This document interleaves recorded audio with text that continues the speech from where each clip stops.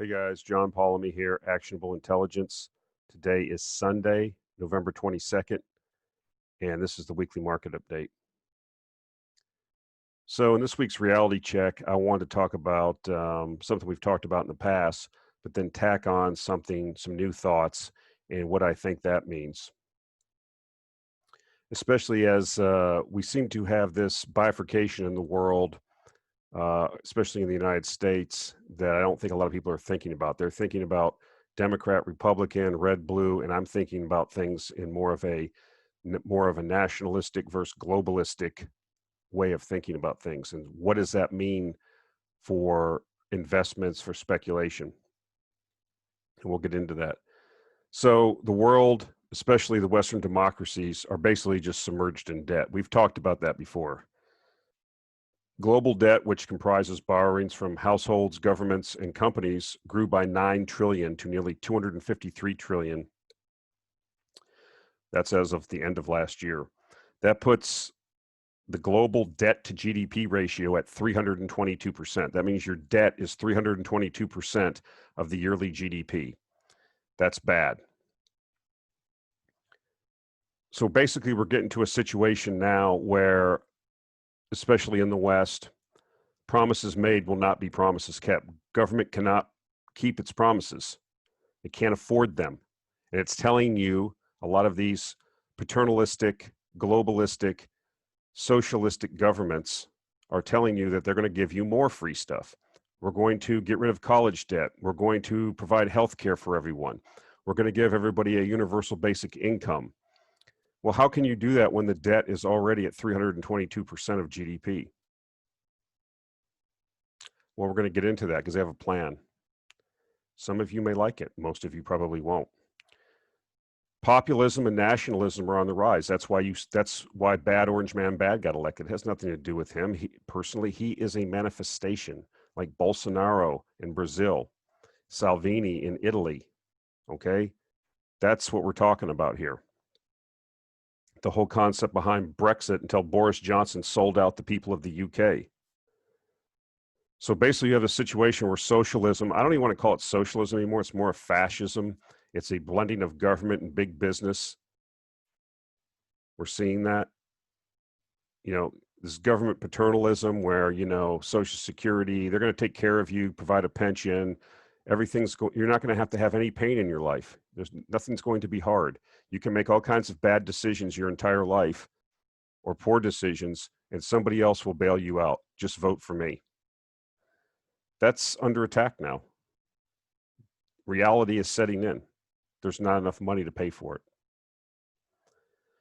So, in the spirit of never let a crisis go to waste, the masters of the universe, if you will, the players, the people that meet at Davos, the people that are part of the World Economic Forum, the IMF, all of these international globalist organizations have come up with a plan.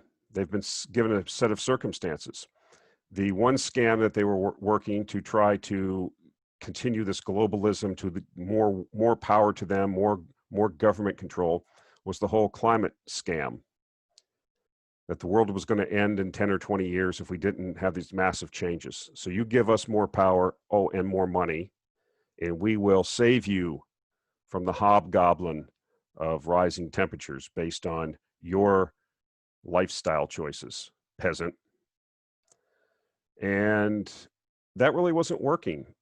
People didn't really care. They saw through it. Yeah, you have your zealots out there, you have the true believers, but most average people were like, yeah, I like having barbecues and taking my kids to soccer practice in the, full-size pickup truck, F-250. They didn't want to give it up. They don't want to downsize. They don't want to stop eating meat. They don't care, basically, because it's a crisis, not crisis. And so we were presented with another crisis that began. We had this new pandemic, if you will, of the certain virus which may not be named or will get you dinged by the algorithm of YouTube. You can read it here on this slide. And so that's now being foisted on people as an opportunity for, quote, a great reset, as was coined by a German economist, okay, who is in charge of the, or started the World Economic Forum. We're going to get into that. And basically, you know, when you get into this thing and you start reading it, it's not some conspiracy theory that I learned on Alex Jones. It's in their own discussions. And there's going to be a lot of people that are going to think it's great, but I don't think it is. And so that's what the raging that's going on right now. Because if the United States, being the biggest economy in the world, being the most powerful country in the world, doesn't go along with this, then it's at risk. And Orange Man Bad, Bad Orange Man Bad wasn't going along with it. That's what this whole thing's about. 72 million people that voted for him don't want to go along with it. So we're at the cusp of a titanic struggle for the future of the planet and its people. And I don't say that lightly, because that's what's at stake. When you hear what these people have planned for you, you know, some people will like it. They like paternalism. They don't want freedom. They don't want to make their own decisions. There's quite a few people that are like that. I'm not one of them. You know, one of the things is, I'll put links to all these articles and videos. You can go read it on your own. This Klaus Schwab, who is the instigator of this, is the face of this, has written several books specific to the, you know, this fourth industrial revolution, fifth revolution, as he calls it. And there's just, I'll just put a link to like a 2-minute video that basically goes through like the 10 things they're trying to do by 2030. And one of the things is, you will own nothing and be happy. And the way that's couched is, well, you just rent things. If you want to cook a meal, you'll just rent pots and pans and a drone will bring them to your house. You won't own anything. See, what's the big deal? But if you delve deeper into this thing, you see where it's going. You know, you're going to eat less meat because that's good for the environment and good for you. You're going to give up fossil fuels because those are damaging to the economy, and companies that produce them or companies that emit them will be taxed heavily. It goes on and on. But notice who's endorsing this. Government leaders, Trudeau. You should go listen to him. He's bought this thing hook, line, sinker, but he's, you know, he's less than a midwit. A lot of these people are in power. They're sociopaths. They're going to go along with whatever. They're not big thinkers to begin with. Big business is in on this, right? You know, COVID lockdowns are destroying small business, but big, you know, I can go to Costco or Walmart or order things from Amazon, and a UPS guy can come and bring them, but I can't go to the local. When I went to go buy a brand new washing machine, I had to hand the money through the door, my credit card, and the lady handed me a receipt, and then they brought the machine and left it, and I had to go install it myself. This is the kind of nonsense we're talking about a disease that 99.8% of the people survive if they get it. Who else is in this? Big tech. They love that because they're going to come out on the other end of this thing. They're knee deep in this. They see all kinds of opportunity to control information, to create new currencies, digital. Governments love it and merge with big tech. Then they can have everything digitized your entire life, and they can see you, control you, make sure that every single penny that you owe to the government, you know, they'll control you 100%. And if you don't want to go along with it, they just turn the switch and you're turned off. And of course, our old friends, Bill Gates, who is anti-human all the way and thinks the world's is overpopulated to begin with. Of course, not him or his family. It's you and your family. And our own demonic friend, George Soros. So who the hell is Klaus Schwab anyways? Well, I got this from an article. It says globalism's champions like you know, he's a globalist. He was a German economist born in 1938, and he created this World Economic Forum. And they're working hard to counter the notions against globalism, instead presenting this catastrophe. The catastrophe we're talking about is COVID-19 as an opportunity for a, quote, great reset that would create a more sustainable version of globalism instead of doing away with it. Do you see what's at stake here? They don't want individual nations. They don't want individual determination of people. They want globalism. And oh, by the way, they will control it, not you. You won't control the decision making. You won't have any control. You will do what you were told, or the switch will be turned and you will be asked out, as they say. This vision of the future is something he explains in his book, Shaping the Future of the Fourth Industrial Revolution, that came out in 2018, and in which Schwab emerges as a prophet of future transhumanism, the merging of humans and machines, implantable microchips that would act like smartphones inside the human body, transmitting thoughts instead of verbalizing them, including those the person has not yet expressed. I mean, this is very, very dangerous thinking in my view. This is really, I'm a big person that believes in individual freedom and individualism. This is really frightening to me, but this is what the agenda is. Again, present the catastrophe as an opportunity for a great reset. I mean, they have to do it anyways, right? Because they can't afford to meet the promises that were made. They've mucked it up. The 50, 60, 70 years since the post-war period have been completely squandered by these politicians. They've made a mess of it. And so let's go deeper into globalism. Let's go deeper into, we need to control things because we're the technocrats and you're the peasants that don't know what's good for yourself. That's how I look at it. So I don't have time to get into this real deep. There's plenty of information. You can get into it. I suggest you go to this World Economic Forum. They put their manifesto up there. You can read it. They're not shy about it. They've got it right in your face. It's almost, here it is. We're going to do it, and there's nothing you're going to do about it. That's kind of how this is. It's scary. And I'm going to show you who this Klaus Schwab character is, and it's actually kind of funny. I mean, this guy looks like Dr. Evil, doesn't he? I mean, what is going on here? You know, this guy is going to determine what's best for everyone else on the planet. And I mean, not good. So let's get into some, I mean, this has implications for finance, for wealth. You will not own nothing. You will own nothing and be happy. What does that mean? You know, you can take this to any extreme you want. What are they really advocating for? You know, we've seen more and more of these politicians.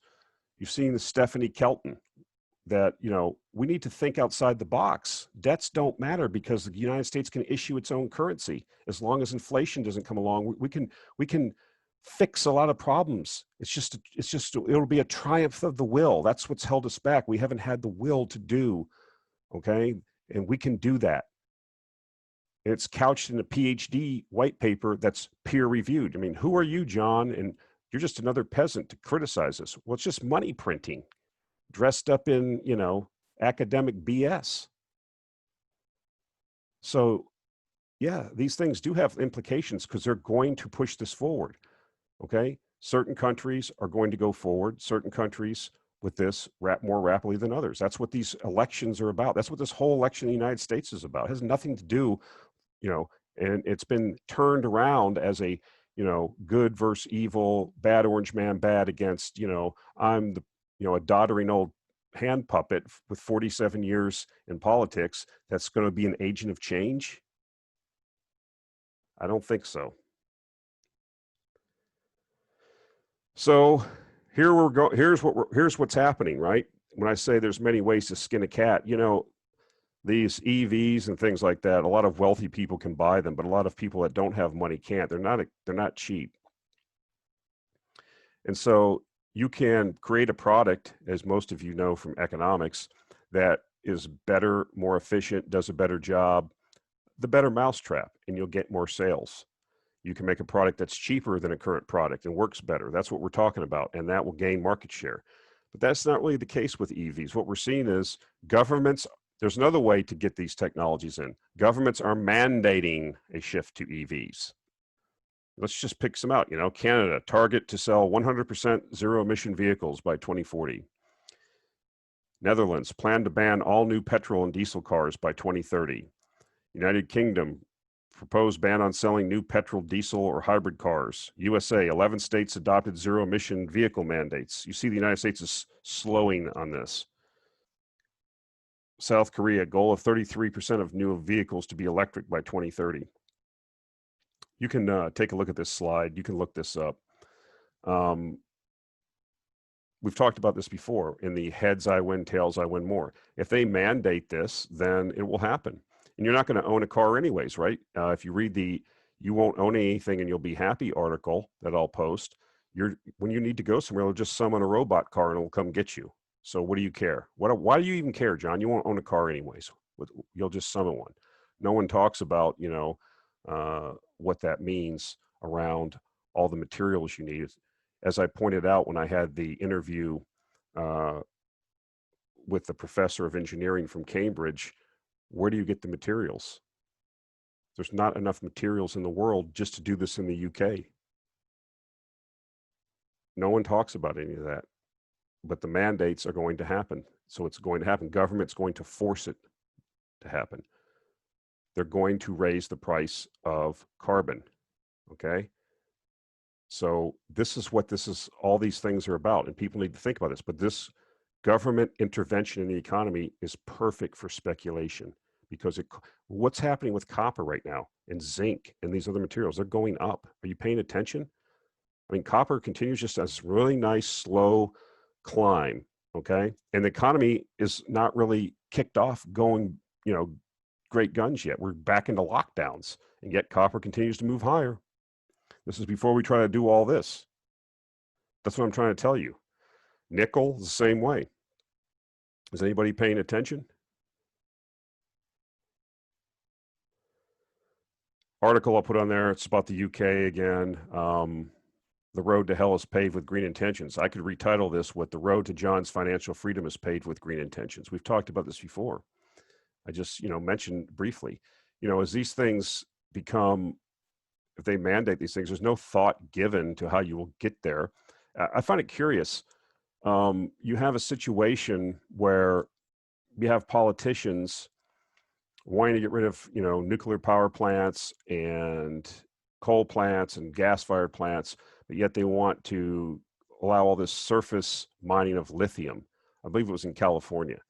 It's like, it's hard to believe. It's the same thing with the whole wind power thing. A certain amount of birds are allowed to be killed. There's a certain amount of eagle takes that are allowed in Wyoming and Colorado every year. But if I go out and kill an eagle by accident, that's a major fine. Look up, I used to work at Duke Energy. They had a wind farm out there in Colorado. I believe it was the top of the world wind farm. It's in the New York Times. It's New York Times article. You can look up Duke Energy, eagle kill, $1 million fine. They cut a deal. If you give us money, we'll let you kill these things. So a lot of these things are at cross purposes, is the point I'm trying to make. But we're not going to change it. What we can do is look at things for the way they are and then take advantage of it.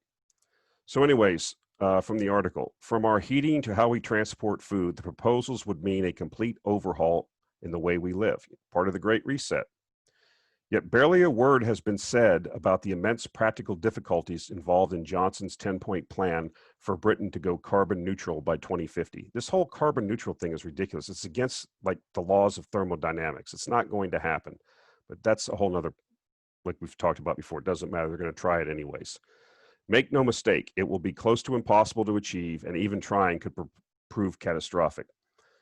Johnson's green revolution would mean that we would need to completely upgrade electric wiring in our homes, streets, substations, and transmission lines. To meet demand would require enormously costly upgrades to local electricity grids, which we would all ultimately pay for through higher energy bills. If this really is part of the plan, then the government must be honest about who is to foot the bill. Well, who's going to foot the bill is the consumer. And this will all be couched in the Great Reset, and this is better for you. This is going to create jobs, though, John. Don't you understand? If everybody, we talked about that during that discussion on engineering, when, the electrical grid in your neighborhood is sized for typical usage. If everybody gets an electric vehicle, then that changes the dynamic.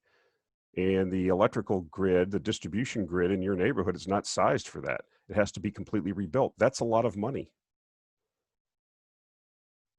But I guess the retort would be, well, that's a big opportunity. But yeah, but you're going to dig up all these minerals where that don't exist, and to do all this. I mean, it's not thought through, but that's not the intent. The intent is the Great Reset. Wanted to go on here. Eric Nuttall, one of our favorite analysts up in Canada, one of the last of the Mohicans of the energy analysts, showed this on a tweet. BP sells Brazilian offshore oil block for $140 million that it paid $3.2 billion for in 2011. Ouch. Buys into Equinor offshore wind project for $1.1 billion, and Equinor books a $1 billion capital gain on the transaction. Being woke is expensive. So basically, if you're a BP shareholder, your management basically just sold off an offshore oil block for a 95% loss and put the money into a lower return asset, which is offshore wind. I mean, that's why the BP stock is, probably is underperforming the rest of the industry. Now, there are plenty of oil stocks. There was a big merger in Canada this week, proposed merger between Cenovus and Husky, which is very complementary, if you will. There's going to be a energy crisis, and a lot of these companies are going to make a tremendous amount of money. My only concern now that I'm starting to wonder about is, will these governments allow us to keep this money? Will they raise the carbon taxes so high or put windfall profit taxes on the wins?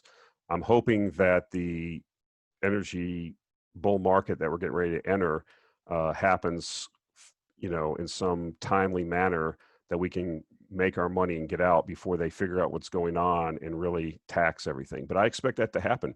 Once oil prices go higher, extremely higher, because oil's not going away, contrary to what everybody seems to think, I think you're going to see governments look at that as a windfall. You've already seen it in many countries. They put these carbon taxes on things. But the companies don't really pay the taxes. That's another thing people don't understand. Sales taxes, corporate income taxes, carbon taxes, these corporations are not going to pay them. They all will be passed on to the consumer. So we'll just have to see how it develops, but that's typically what happens. I thought this was interesting. I would not be a shareholder of BP. They are a disaster. I did think this was interesting news. A reader, a listener, a longtime listener sent this in, and I thought it was worth putting a slide on. Bipartisan nuclear power legislation here in the U.S. A 61-page bill titled the American Nuclear Infrastructure Act would direct the U.S. Environmental Protection Agency to establish a tax credit program for nuclear reactors at risk of closure due to economic factors, and would compel the NRC to identify ways to improve environmental reviews for advanced nuclear power projects. The bill would also direct the U.S. Energy Department to establish a uranium reserve that will provide assurance of the availability of uranium recovered in the United States in the event of a market disruption, and support strategic fuel cycle capabilities. Why wouldn't we do that? We're already on the defensive with rare earth metals, where China is the major processor. It was one of our global competitors and can immediately turn those off at any time and put us at a big disadvantage. So we're at the same disadvantage with uranium. We have 20% of our electricity generation is nuclear, and we produce almost zero of our own nuclear material, uranium. That's crazy. That is a national security risk. Uranium extracted in the U.S. by companies specifically owned, controlled, or organized in Russia or China will be excluded from the reserve. So it's set up to benefit U.S.-based producers. We'll see how that plays out, but it's very dangerous ground for the United States to have that much reliance on foreigners for its, if we didn't have enough fuel for our nuclear grid, the lights would go out. You wouldn't have enough power. Now, eventually we could probably recover and would be, rolling black. It would be a mess. Let's put it that way. And the fact that these politicians that were stewards and should have been paying attention to what was going on with rare earth metals and this have done nothing. Well, Orange Man started doing something about it. He created He's been looking into this for the last couple of years. But if you're going to be in globalism, you know, we're all going to cooperate. We're all friends, right? So another reader wrote in and asked me, can you cover what's going on with Bitcoin? Look, I'm not a Bitcoin or crypto expert. I don't say I am, but I'm somebody that likes to make money. Somebody I follow on Twitter, and I've mentioned before, is a guy named Harris Kupperman, aka Cuppy. He has a blog called Adventures in Capitalism. He's also a hedge fund manager of a fund called Praetorian Capital based in Florida. And he's a very smart guy. He's a very plugged in guy. Okay. And so what I'm going to do is give you a link to some articles he's written about why Bitcoin's going up and why it's probably going a lot higher. And it has nothing to do with the technology. He actually thinks it's a Ponzi. I'm not going to get into that argument. What I encourage you to do is there's a reason why it's moving higher, and it has to do with the limited amount of Bitcoins that are available, the limited amount of Bitcoins are being produced, and how they're being sucked up by various funds and entities, okay? And it's going to create possibly an exponential move in Bitcoin. So a couple of quotes from the article, I will put links to it in the show notes.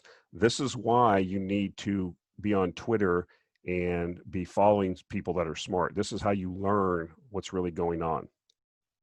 And you get answers to your questions, and you get exposure to people that are thinking about things differently than you think about them.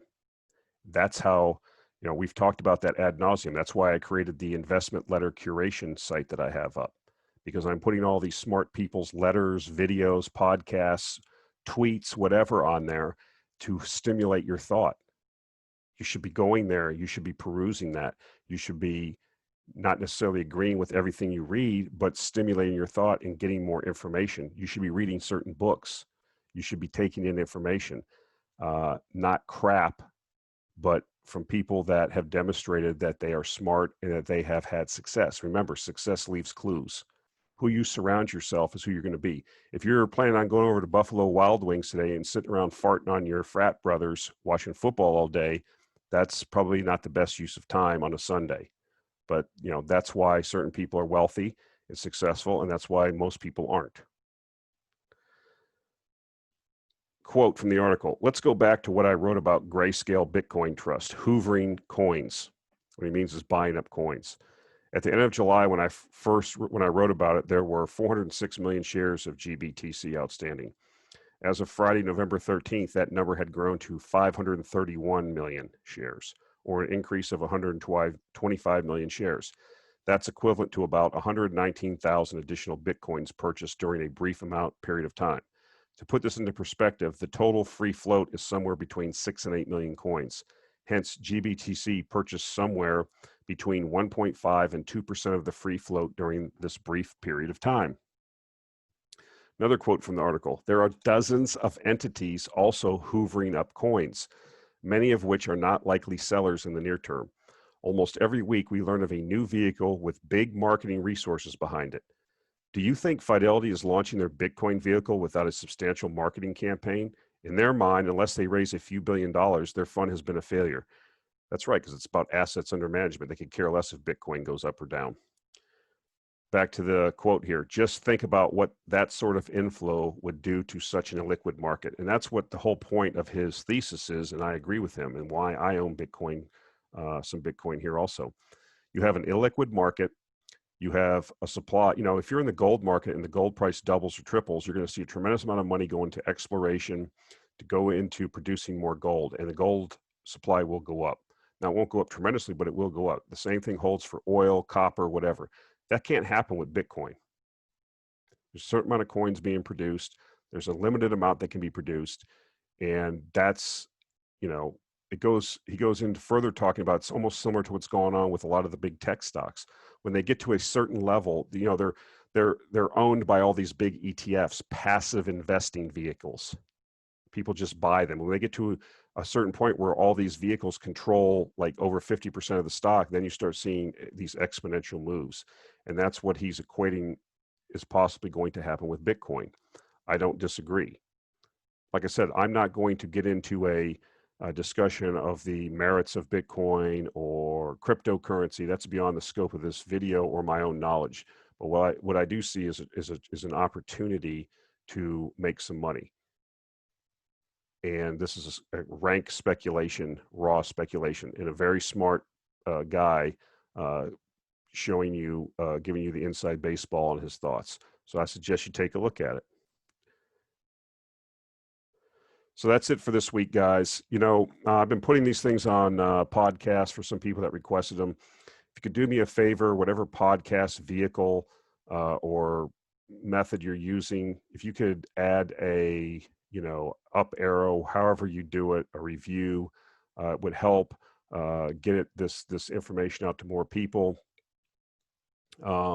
Again, we are starting to see a shift from value or from, excuse me, from growth to value over the last couple months. I don't know if this is the big change I've been predicting, but my portfolio has really started to turn around and really started to run. And some of the picks we've had in the newsletter now are really starting to go in the right direction. This could be a temporary phenomenon, or as I think, it could be, you know, the beginning of what I think is going to be over the next decade, a run in natural resources. And that's what we've positioned the portfolio of the Actionable Intelligence newsletter for. I've also, you know, I'm not wedded to resources. We've recently put into the portfolio a couple of vehicles that are taking advantage of emerging and frontier markets that have high growth prospects and that are well managed and have disciplined managers that have a record of success. So those things were really sold off because of this COVID thing. And as we emerge from that, we expect a lot of these things to return to their previous levels and resume their growth trends. As I talked about before, you know, I mean, you can talk about what's going on in these economies, but, you know, things are happening in Uzbekistan, Georgia, the country of Georgia. We found a vehicle to take advantage of that that's selling below book value and is recovering nicely. We have a vehicle for what I think is going to be a tremendous couple decades in Africa that's selling well below book value. So you have to open up your scope of thinking to the entire world, and that's what we've done with the Actionable Intelligence Alert newsletter. So you can also support me on Patreon. If you support for $5 a month or more, you can cancel that whenever you want. I will give you the current month's pick. That's just 1 month. I will give you the current month's pick, and you can get a sampling of the work that we do and see if it's right for you. But, you know, we will continue to put these videos out, encourage thought, and interact with you guys. Feel free to contact me and I will try to answer questions. A couple of the slides here were just basically directed because of listeners asking questions or writing me emails. So thanks for the support, guys, and we'll talk to you next week.